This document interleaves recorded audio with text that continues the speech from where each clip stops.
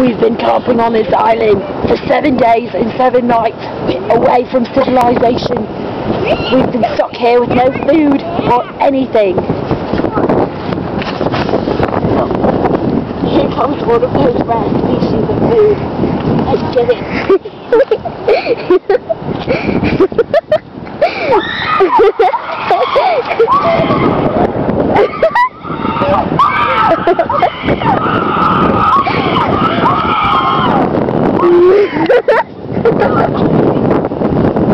Oh my gosh!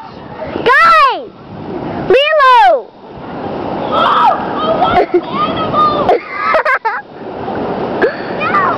Guys, it's Lilo!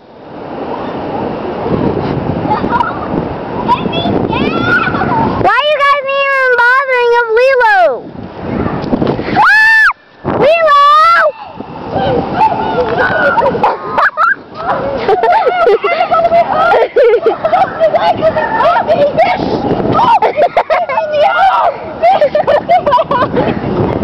Oh my god!